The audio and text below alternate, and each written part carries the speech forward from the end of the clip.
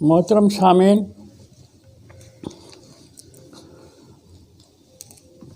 आपने कुरान हकीम में ये ज़रूर पढ़ा होगा कि जब मूसा अलैहिस्सलाम फ़िरौन के पास अल्लाह का पैगाम लेकर आए कि तू मेरी कौम को छोड़ दे, आज़ाद कर दे, मैं अपने वतन जाऊं। फ़िरौन ने नहीं माना, उल्टा लोगों को कहने लगा कि मूसा जादूगर है, ये हमसे हमारा मुल्क छीनने के लिए आया है। बहुत फजूल बातें फ़िरौन ने फैलाई पर अपने अवाम में, पब्लिक में, अपने साथियों के साथ मशवरा किया कि ये दोनों भाई मूसा और उसका भाई हारून ये हमसे हमारा मुल्क, वतन, धरती छीनना चाहते हैं। इस प्रोपगंडा के लिए मूसा ने उसके जवाब में कहा कि मैं अल्लाह का नबी हूँ, मैं अल्लाह की निशानियाँ लेकर आया हूँ। अल्लाह की निशानियाँ तुझे कबूल करनी होंगी, माननी होंगी, उनको ठुकराने की कोई गुंजाइश नहीं। फिर भी उसने कहा कि लाओ, अगर कोई तू निशानी लाया है तो वो सारी किस्से की निशानियाँ कि उसके ऊपर कुछ बीमारियाँ आ गई और सारी कौम उसमें मुब्तला हुई। बहरहाल मूसा अलैहिस्सलाम को ये भी चैलेंज दी कि हमारे आलिम, जो उस ज़माने में उलमा को साहिर कहा जाता था, साहिर माना जादू बयान, जादू की तरह वो बोलते थे, ऐसा अंदाज़ होता था उनकी तकारीर का जो लोगों के ऊपर सकता आ जाता था, जैसे उनको सांप सूंघ गया हो। फ़िरौन ने कहा तू हमारे आलिमों के सामने बात कर सकेगा? मूसा ने कहा मैं कर सकूँगा। तो एक मौका रखा, तारीख़ रखी और मेला हुआ इनका कौमी, एक गोया कि उस दिन को मूसा का उनके साथ मुकाबला तय करार पाया। तो मूसा अलैहिस्सलाम ने उनके जादूगरों के मुकाबले में जो तकरीर की थी फ़िरौनी कौम के सारे लोगों के सामने, उस तकरीर का जो माहसल है, चीदा जो जुमले हैं और टुकड़े हैं, वो मैंने यकजा करके एक मरबूत तकरीर मूसा अलैहिस्सलाम की बनाई है, जो मैं आपके सामने अभी पेश करूँगा।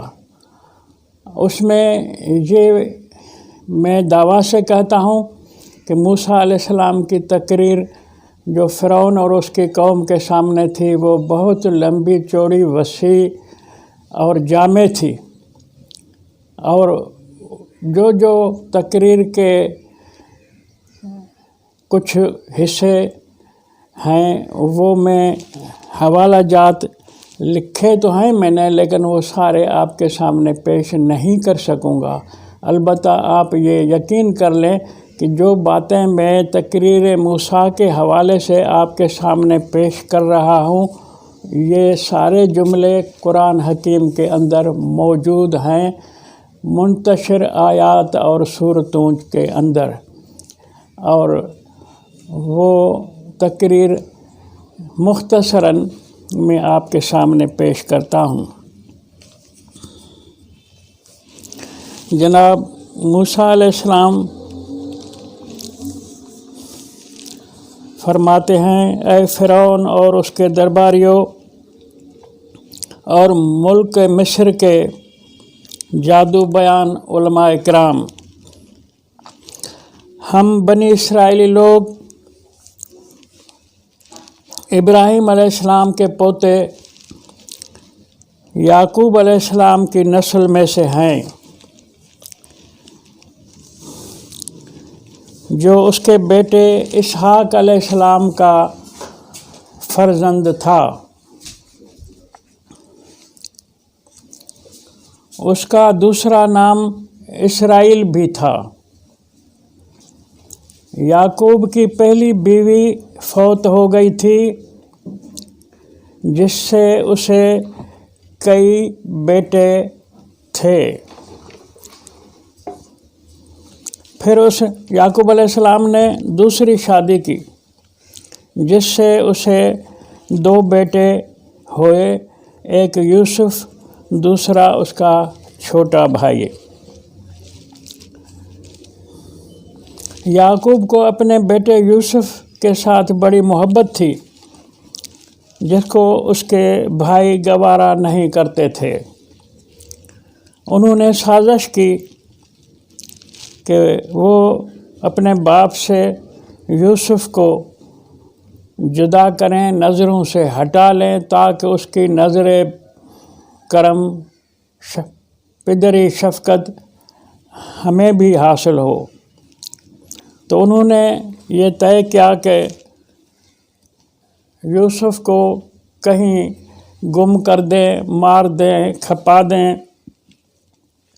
تو اپنے والد کو کہنے لگے کہ ہم جو دن کو اپنے چوپایا مال چرانے کے لیے جنگل میں جاتے ہیں، آپ ہمارے ساتھ یوسف کو بھی چھوڑیں، تاکہ اس کو بھی اپنے ساتھ لے جائیں، وہاں کھیل کود کریں، اور ہر روز کی طرح پھر شام کو آپ واپس بھی آ جاتے ہیں ہم۔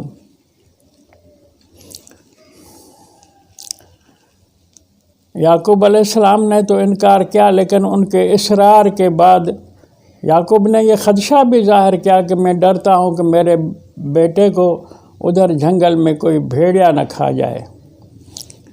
تو انہوں نے تسلی دی کہ ہم اتنے تعداد میں 5-7 آدمی ہیں، جو بھیڑیا کیسے کھا سکتا ہے، ہم جو جاتے ہیں ہمیں بھیڑیا کیوں نہیں کھاتا۔ بہرحال باپ کو مطمئن کر کے یہ یوسف کی اجازت لے کر اس کو لے گئے اپنے ساتھ ڈھنگر چرانے کے لیے۔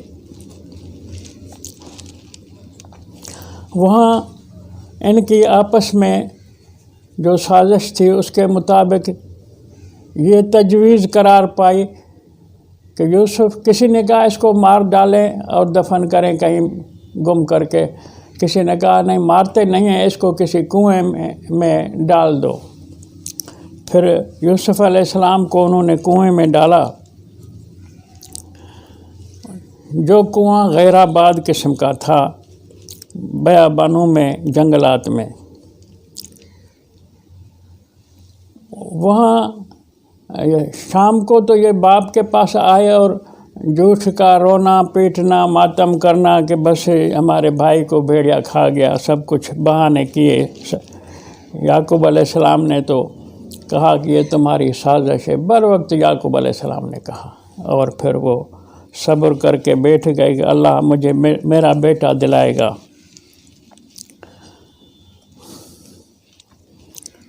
تو اتفاقاً کنویں کے پاس سے ایک قافلہ گزرا، تجارتی قافلہ تھا۔ انہوں نے جو وہاں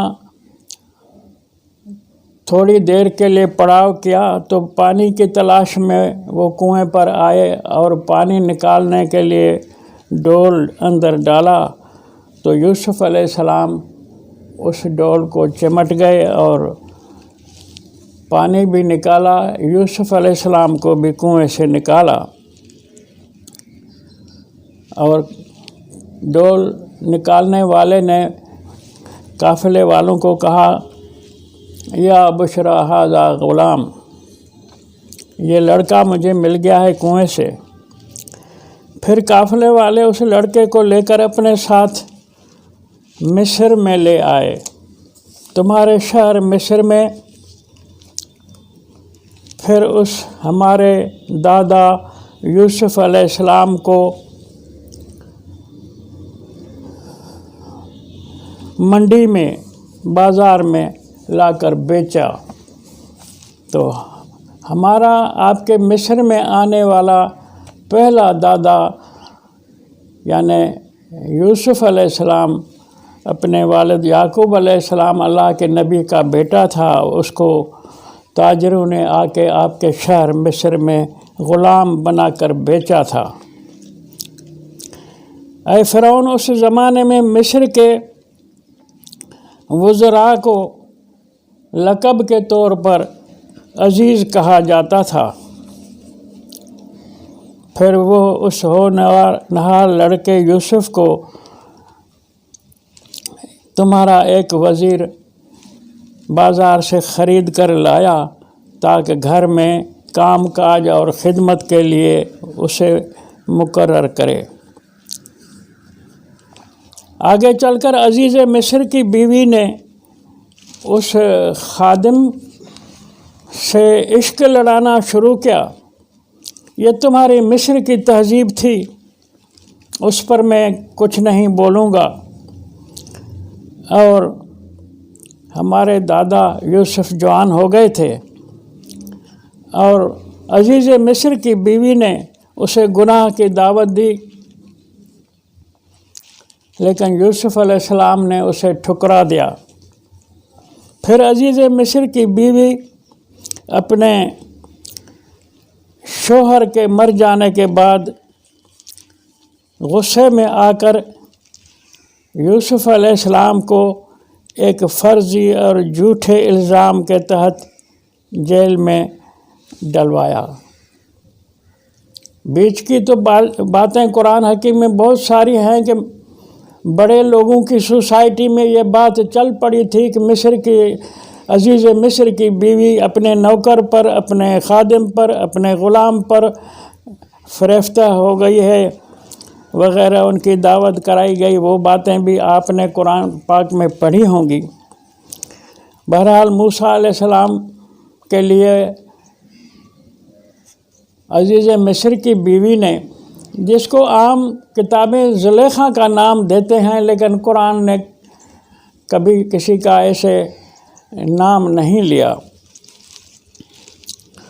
اور اپنے سہیلیوں کو کہا کہ یہ جو تانا دیتی تھی آپ مجھے، وہ حسن کا شہزادہ یہ یوسف ہے جو میری بات نہیں مان رہا، اب میں اس کو سزا دلاؤں گی، جیل میں ڈلواؤں گی وغیرہ وغیرہ۔ تو اس دعوت کے بعد اس نے یوسف علیہ السلام کو جیل میں بھی ڈلوایا۔ جیل میں کافی عرصہ رہنے کے بعد اس کے کچھ دو ساتھیوں نے رات کو نیند میں خواب دیکھا تھا،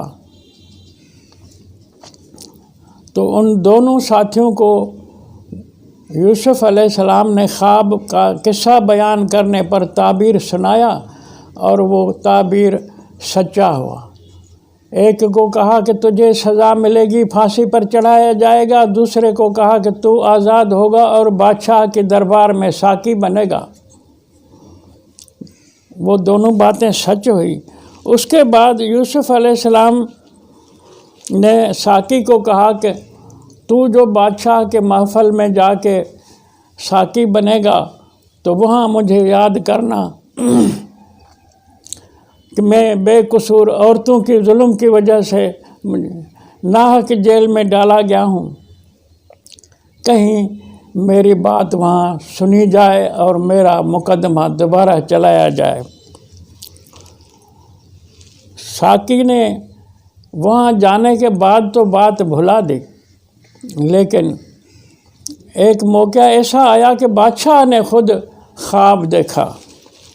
اس خواب میں 7 دبلی گائیں ہیں، وہ تازہ توانا، تندرست، طاقتور، مضبوط 7 گایوں کو وہ کھا رہی ہیں۔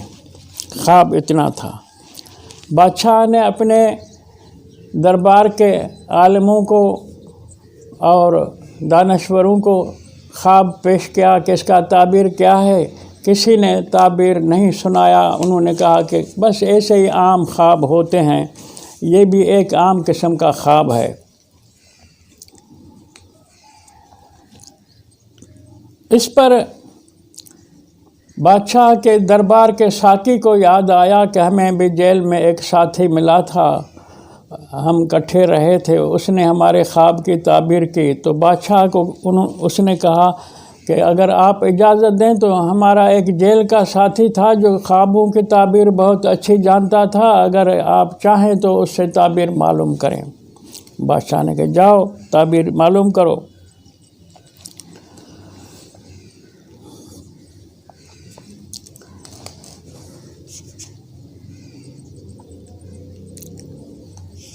اس پر یوسف علیہ السلام کو جیل میں آ کر وہ ساتھی ملتا ہے اور بتاتا ہے کہ بادشاہ نے یہ خواب دیکھا ہے، اس کا تعبیر بتاؤ۔ یوسف علیہ السلام نے تعبیر بتایا اور کہا کہ 7 سال آپ کے ملک میں فصل گندم کا، غلہ کا اچھا پیداوار دے گا۔ اس کے بعد 7 سال جو دوسرے والے ہیں ان میں برابر مسلسل قحط سالی ہوگی، فصل ویران ہوں گے، کھیتی تمہاری خراب ہوگی۔ پھر پہلے والے 7 سال میں آپ نے یہ کام کرنا ہے کہ ضرورت سے زائد جو غلہ ہے ان کو ان کے گوشوں کے اندر رکھ دو، اس کو کھلیان میں صاف نہ کرو، اور وہ ذخیرہ 7 سال کا ایسے ہی گوشوں کے اندر رہے۔ پھر جو 7 سال قحط سالی کے آئیں ان سے پھر غلہ نکالتے ہوئے ضرورت مندوں، حاجت مندوں کے اندر تقسیم کرتے جاؤ، اس طرح قحط سالی کے دکھ سے بچ جاؤ گے۔ بادشاہ کے سامنے جو یہ تعبیر پیش ہوئی تو بادشاہ نے کہا یہ تو بہت بڑا عالم ہے، اس کو میرے پاس دربار میں لے آؤ۔ تو وہ لے آئے اور جا کے یوسف علیہ السلام کو کہا کہ بادشاہ آپ کو آزاد کرنا چاہتا ہے، اپنے پاس رکھنا چاہتا ہے۔ یوسف علیہ السلام نے کہا کہ پہلے میرے اوپر جو جھوٹا مقدمہ ہے اس کی صفائی ہونی چاہیے کہ کیا میں مجرم تھا جو اتنے سال بے قصور میں سزا کاٹ رہا ہوں۔ پھر بادشاہ نے، وہ عورتیں زندہ تھی، اگلے عزیز مصر کی بیوی زندہ تھی اور اس کے سہیلیاں بھی تھیں، ان سب کو اکٹھے کیا اور یوسف علیہ السلام کو بلایا اور مقدمہ چلا دوبارہ۔ تو بات جو کھلی تو یوسف علیہ السلام نے کہا کہ میں نے اپنے آقا عزیز مصر مرحوم کے ساتھ خیانت نہیں کی، میں نے اس کے پس غائبانہ کوئی زیادتی نہیں کی۔ اس عورت نے مجھے بہکانے کی کوشش کی تھی، آپ اس سے پوچھ سکتے ہیں۔ تو اس وقت مرحوم عزیز مصر کی بیوی نے اقرار کیا کہ یوسف سچا ہے، میں مجرم ہوں، واقعی میں نے گناہ کی دعوت دی تھی، یہ معصوم ہے۔ پھر بادشاہ نے یوسف علیہ السلام کو آزاد کرنے کے اعلان کے بعد یوسف علیہ السلام کو کہا کہ تو میرا وزیر بن جا، اب اس عزیز مصر کی جگہ تو عزیز مصر ہے،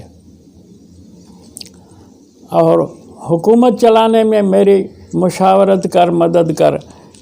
یوسف علیہ السلام نے کہا میں ضرور یہ ڈیوٹی ادا کروں گا، ملک کے خزانے اور پیداوار مانا کہ پروڈکشن منسٹری دونوں میرے حوالے کی جائیں۔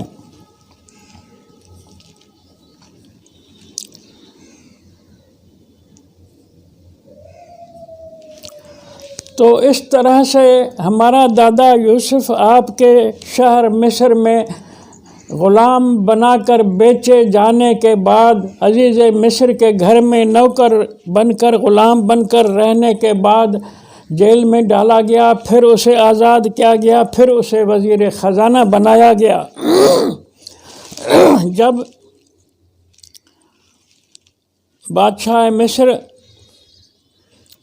کے خواب میں اس نے علمی اپنی قحط سالی کے حوالے سے تعبیر بتائی اور وزیر بننے کے بعد وہ 7 سال فصل کے بہت اچھے گزرے، تو وہ ذخیرہ کردہ اناج جو تھا یوسف علیہ السلام اپنے وزارت کے دنوں میں انچارج ہوا کہ یہ کام بھی تم کر کے دکھاؤ جو میرے خواب کی تعبیر تو نے بتائی ہے۔ تو یوسف علیہ السلام دور دور کے لوگوں کو جو غلہ لینے آتے تھے قحط سالی کی وجہ سے، وہ غلہ صاف کروا کے بانٹتا تھا۔ ان دنوں میں فلسطین سے اس کے بھائی بھی غلہ لینے کے لیے اونٹوں کا ریوڑ لا کے پہنچے اوروں کے ساتھ۔ یوسف علیہ السلام نے اپنے بھائیوں کو پہچانا، بھائیوں نے یوسف علیہ السلام کو نہیں پہچانا۔ تو اس موقع پر جو قانون تھا کہ جو خود آئے گا لینے اس کو غلہ دیا جائے گا، تو اس کے بھائیوں نے کہا کہ بوڑھے باپ کے لیے تو شاید گورنمنٹ کا، یوسف علیہ السلام کی حکومت کا قانون تھا دینے کا، لیکن بھائیوں نے کہا کہ ایک اور بھی بھائی ہے ہمارا جس کو ہمارا والد اپنے سے جدا نہیں کرتا، اس کا حصہ بھی دیا جائے۔ یوسف علیہ السلام نے فرمایا کہ نہیں، اس کا حصہ نہیں ملے گا، جو موجود ہوگا، جو حاضر ہوگا ہم اس کو تسلیم کریں گے، غیر حاضر فرد کو تسلیم نہیں کریں گے، اس کی کوٹا وہ خود آ کر اپنی لے جائے۔ پھر اس کے بھائی گئے واپس اور دوسری بار آتے وقت اپنے باپ کو منت سماجت کی کہ اب ہمارے اس چھوٹے بھائی کو بھی اجازت دی جائے، نہیں تو اس کے حصے کا غلہ نہیں مل رہا وہاں سے۔ یعقوب علیہ السلام نے اس پر فرمایا کہ تم نے میرے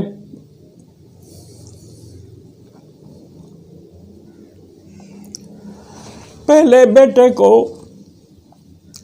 گم کیا، اب اس کو بھی تم مجھ سے گم کرنا چاہتے ہو۔ انہوں نے کہا ایسی بات نہیں ہے، یہ اس بادشاہ کا قانون ہے، ہم اس کی حفاظت کریں گے، لے آئیں گے۔ بہرحال منت کر کے اس چھوٹے بھائی کو بھی لے آئے۔ وہاں پہنچنے کے بعد یوسف علیہ السلام نے چھوٹے بھائی کو دیکھا تو اس کو اکیلائی میں بلا کر کہا کہ میں تیرا بھائی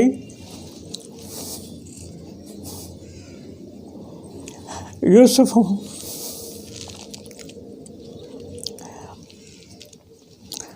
آگے کی بات آپ کو معلوم ہے کہ ان سب کو غلہ ملا اور ان کے بوروں کے اندر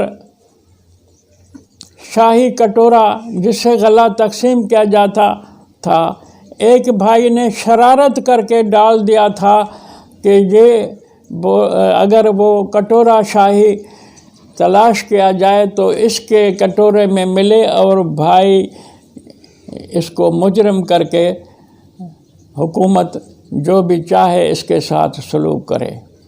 یہ بات الفاظ جو میں کہہ رہا ہوں، یہ الفاظ قرآن حکیم میں ہیں جو یوسف علیہ السلام کے بھائی کے اس قصے کی بات قرآن میں ہے کہ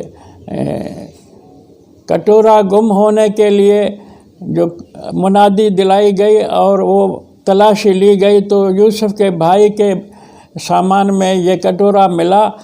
پھر یوسف نے خود پوچھا اپنے بھائیوں سے کہ تمہارے پاس کیا قانون ہے، کوئی چوری کرے، جرم کرے تو اس کو تم لوگ اپنے ملک میں کیا سزا دیتے ہو؟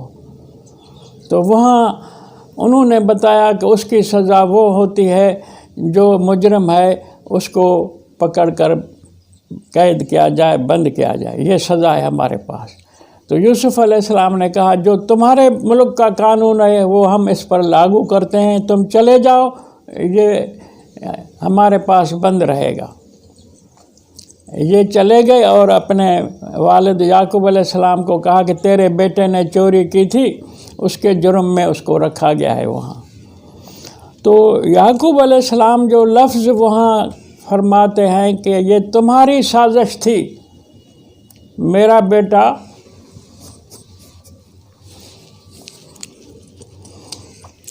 چور نہیں تھا، یہ بات بھی قرآن میں ہے۔ بعض لوگ اس کو نہیں مانتے، وہ سمجھنے کی بات ہے، ہر ایک خود سمجھے۔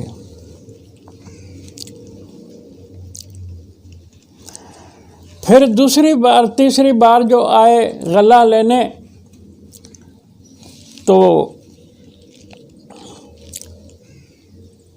ایک بار ان کو ان کے بوروں کے اندر جو غلہ کی قیمت تھی وہ واپس لوٹا دی گئی تھی، اور جب گھر پہنچ کر کے بورے کھولے تو ان کو وہ پیسے واپس مل گئے تھے۔ یہ پہلی بار کی بات ہے۔ تو اس طرح سے ان کو حوصلہ ہوا کہ اب پیسے تو موجود ہیں، اب پھر جائیں، جا کر لے آئیں غلہ، پیسے کا اب مسئلہ نہیں رہا۔ تو اپنے ابا کا ذکر کیا بادشاہ سے کہ وہ بوڑھا ہے اور تو ہمارے اوپر رحم کر، وغیرہ وغیرہ۔ اس وقت یوسف علیہ السلام نے ان کے سامنے راز کھولا کہ تم بڑے خائن لوگ ہیں، تم نے یوسف کے ساتھ کیا سلوک کیا تھا۔ اس پر وہ سمجھ گئے کہ یہ تو یوسف خود کھڑا ہے۔ تو اے فرعون اور اس کے درباریوں، ہمارے دادا یوسف کا آپ کے ملک میں آنا تو ایک مجبور غلام کی حیثیت میں ہوا تھا، جس کو کہبہ گروں نے مصر کی منڈی، غلام فروش منڈی میں آ کر بیچا تھا، اور آپ کے ایک پیشرو حکمران عزیز مصر نے اسے خرید کر اپنے محل میں غلام گردش بنا کر رکھا۔ ان کے دوسرے حکمران نے اس کو شریک اقتدار بنا کر مصر کا وزیر بنایا، جس کی نسبت سے ہمارے ملک کے دوسرے فلسطینی لوگ، ان کے کئی خاندان یوسف کو اپنا سمجھ کر کے یہاں ہجرت کرتے آئے اور یہاں بس گئے۔ ترک وطن کر کے لگاتار مصر میں جو آنا شروع ہوئے تو آپ نے ان سب کو اپنا غلام بنا لیا۔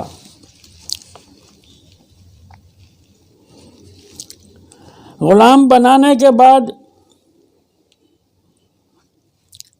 میں آپ کو یہ طعنہ نہیں دینا چاہتا کہ ہماری غلامی کی وجہ سے آپ کے کھیت اور زرعی فارم ترقی پا سکے، اور یہ بھی نہیں کہتا کہ آپ کی جاگیردارانہ تقاضاؤں سے ہمارا بھائی بند قارون آپ کی سلطنت کا سہارا بنا ہے، اور مجھے ملے ہوئے علم نبوت میں جاگیرداری اور کیپٹلزم ناجائز ہے۔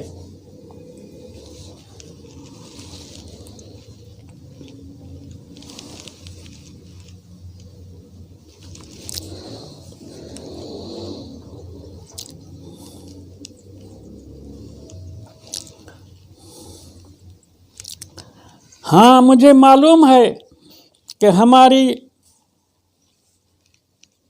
عورتیں قوم بنی اسرائیل کی یہاں آپ کی غلامی میں جو آپ کے گھروں میں رہتی ہیں کنیز بن کر کے،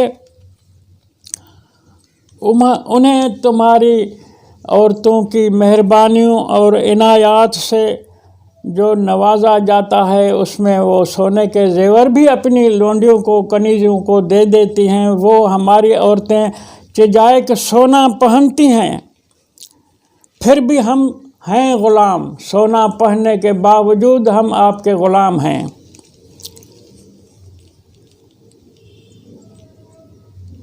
لیکن معلوم ہونا چاہیے کہ میں موسیٰ جناب ابراہیم، اسماعیل، اسحاق، یعقوب علیہ السلام کو ملی ہوئی نبوت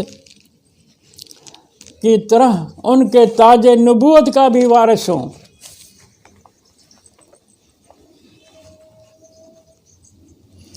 اور اللہ کے دیے ہوئے علم نبوت میں جاگیرداری اور کیپٹلزم ناجائز ہے۔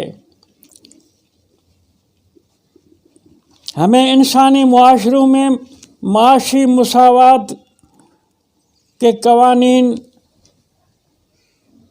جاری کرنے ہیں، نافذ العمل کرنے ہیں۔ اس سوشلزم کی معاشی مساوات قائم کرنی ہے جس کا نفاذ ہم نیشنلزم کے بنیاد پر نیشنلزم کے بغیر نہیں کر سکتے، یعنی اپنے وطن کے سوا اپنے قانون نافذ نہیں کر سکتے۔ تمہارے وطن میں تم خود کرو، تمہارا ملک ہے، نہیں تو ہم یہاں اس کے اوپر عمل نہیں کر سکتے۔ ہم اپنے وطن میں جا کر کے اللہ کا علم وحی کا دیا ہوا نظام معیشت نافذ کریں گے، جاری کریں گے۔ اے فرعون، تجھے کوئی حق نہیں پہنچتا کہ تو میری قوم کو روٹی کھلانے کے عوض غلام بنائے رکھے۔ روٹی پانی کھلانے پلانے کا یہ مقصد نہیں ہے کہ ہم تیرے پاس غلامی میں گزاریں۔ ہمیں تیرے تخت بخت سے کوئی سروکار نہیں۔ یہ باغات، یہ محلات تمہارے رہیں۔ ہمیں اپنے کپڑوں میں خالی جانے کی واپس اجازت دی جائے، تجھ سے کچھ لینا نہیں چاہتے۔ میں اپنی قوم کو تجھ سے آزاد کرا کر اپنے موروثی وطن فلسطین میں لے جانا چاہتا ہوں۔ تم نے جو پروپگنڈا کیا ہے کہ میں موسیٰ اور میرا بھائی تم سے ملک چھیننا چاہتے ہیں، یہ تمہارا الزام ہے۔ ہمیں تیرے ملک کی کوئی ضرورت نہیں۔ ہمیں اپنا بسیرا ہے، وہاں جا کر بسنے کی اجازت دی جائے۔ ہم وہاں ابراہیمی مشن کو پھر سے رواں دواں کریں گے۔ یہ اتنا بڑا کام کوئی بھی قوم غلامی میں رہ کر کے اللہ کے نظام کو نافذ نہیں کر سکتی۔ اللہ کا قانون آزاد ریاست میں ہی عمل میں لایا جا سکتا ہے۔ محترم قارئین، جناب موسیٰ علیہ السلام کی فرعون اور اس کے درباریوں کے سامنے اور سرکاری لے پالک جو ساحر، جادوگر، جادو بیان علماء، دانشور تھے، یہ تقریر ہوئی، پیش کی موسیٰ علیہ السلام نے، تو پھر وہ سمجھے کہ یہ تو فرعون نے پروپگنڈا کی تھی کہ یہ ہم سے ملک چھیننے آیا ہے، یہ تو آزادی لے رہا ہے۔ موسیٰ کی تقریر سے وہ اتنے تو متاثر ہوئے جو جیسے کہ کسی کو سانپ سونگھ جائے۔ ان علماء نے وہاں فرعون کے سامنے، ساری پبلک کے سامنے کہا کہ موسیٰ سچ کہتا ہے، ہم اس کے اوپر ایمان لے آتے ہیں، فرعون جھوٹا ہے۔ فرعون نے ان کو دھمکیں دی کہ تم میری اجازت کے بغیر کس طرح اس کے خیال پر، نظریے پر، اس پر ایمان لے آئے ہو۔ تو بہرحال قرآن کہتا ہے کہ فرعون کے جو عالم تھے وہ سارے موسیٰ کی تقریر سننے کے بعد فَأُلْقِيَ السَّحَرَةُ سَاجِدِينَ قَالُوا آمَنَّا بِرَبِّ مُوسَىٰ وَهَارُونَ، سارے بادشاہی عالم جادوگر سجدے میں پڑ گئے اور اعلان کیا کہ ہم موسیٰ اور اس کے بھائی ہارون کے اللہ پر ایمان لے آتے ہیں۔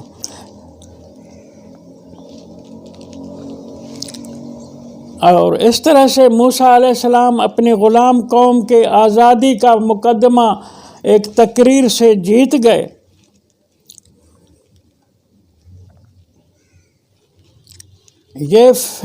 یہ کوئی فرعون سے اس کی بادشاہی چھیننے کی بات نہیں تھی، اس لیے فرعون کی بات اتنی ساری پبلک میں جھوٹی ہوئی۔ پھر آگے جو قصہ ہے کہ فرعون پھر بھی ضد پہ تھا، نہیں چھوڑ رہا تھا، تو اللہ کی رہنمائی میں ایک رات کو موسیٰ اپنے قوم والوں کو لے کر دریائے نیل کے راستے سے نکلا اور دریا پار کیا۔ پھر فرعون پیچھے آیا، اتنے میں جو دریا کا بہاؤ بند تھا، موسیٰ کے قوم کے جاتے وقت نکلتے وقت وہ پیچھے سے پانی آ گیا اور فرعون اس میں گھسا تو لشکر سمیت ڈوب گیا۔ یہ تمہیں معلوم ہے۔